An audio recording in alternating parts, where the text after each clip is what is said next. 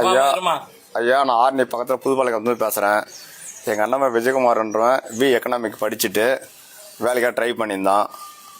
நிறைய முறை 10 வருஷம் ட்ரை பண்ணும்போது வேலை கிடைக்கல. 10.5% வந்து கவர்மெண்ட்டு ஒதுக்கிச்சு.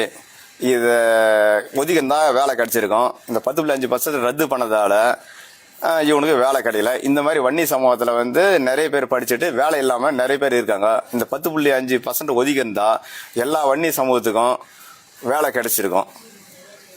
சரி, இப்போ இவர் என்ன பண்ணார்? விஜயகுமார் வந்து எக்கனாமிக் படிச்சிருக்காரு. 10 வருஷம் வந்து மிலிட்ரிக்கு போலீஸ் எல்லாம் ட்ரை பண்ணிட்டு வேலை கிடைக்கல. கேட்டால் ஜார்ஜ் ஆட்பேட்டில் வந்து வேற மாதிரியா வந்து பர்சன்டேஜ் ஒதுக்கி பண்ணுறாங்க.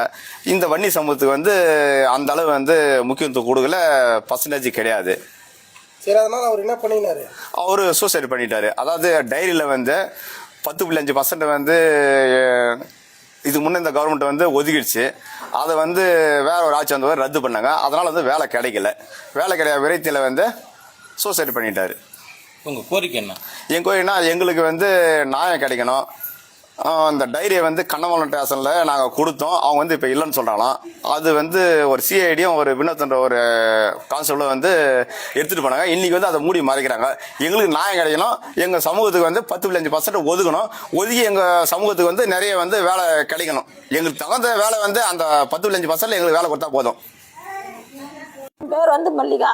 எங்கள் பையன் மச்சன் பிள்ளை பேர் விஜய். அவன் வந்து படித்து முடிச்சுட்டு ஆர்வமாக ஒரு வேலைக்கு கவர்மெண்ட் தொழில் போயணும் அப்படின்னு சொல்லிட்டு எதிர்பார்த்துருந்தான். இவன் வந்து அது கிடைக்கல வந்து ஒரு மனுஷன் உடச்சிலேயே அவன் இருந்தான் வீட்லேயே. யாரும் நாங்கள் எதுவும் திட்டவும் மாட்டோம். அவன் இதெல்லாம் பண்ணினா நம்ம என்ன பண்ணுறதுன்னு சொல்லிட்டு ஒரு பயந்துன்னு அவங்க தாய் தப்புன்னு எதுவும் கேட்க மாட்டாங்க.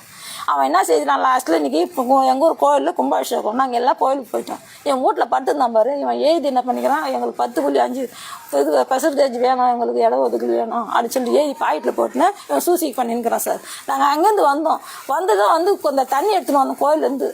நம்ம வீட்டில் தண்ணி இறக்கலாம்னு சொல்லிட்டு வந்து கதவு தட்டினா கதவு திறக்கல. ஃபோன் பண்ணால் ஃபோனு ஆனாவில் என்ன பண்ணோம், ஓடணும் ஒரு கெட்ட பேர் வந்து 2 பசங்களுக்கு கூப்பிட்டா இடிச்சிட்டேன். நான் அவங்க அம்மா கூட வரல, நெத்திக்கு நான் தான் இடிச்சிட்டு உள்ளே போனால் உள்ள கதவு லாக் ஆகிடுச்சு. உள்ள கதவு லாக் ஆகிடுனே எனக்கு பயம் ஆயிடுச்சு சார்.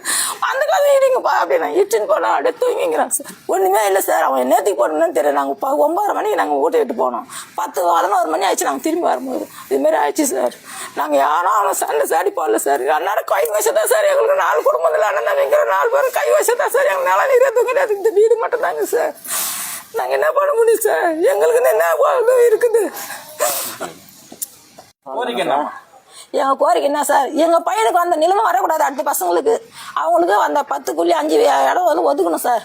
கவர்மெண்ட்டு ஒரு ஆதரவு கொடுக்கணும். எங்கள் பையன் மாதிரி அடுத்த பசங்களுக்கு வரக்கூடாது சார் இந்த நிலைமை. அதுதான் நாங்கள் கேட்குறோம் சார். எங்கள் குழந்தை நாங்கள் ஏமாந்து விட்டுட்டோம் சார். எங்களுக்கு இந்த வந்த நிலைமை அடுத்தவங்களுக்கு வரக்கூடாது. அடுத்த தாய் தகப்பன் இதை அனுபவிக்கக்கூடாது சார். அதான் எங்களுக்கு கேட்குறோம் சார் நாங்கள்.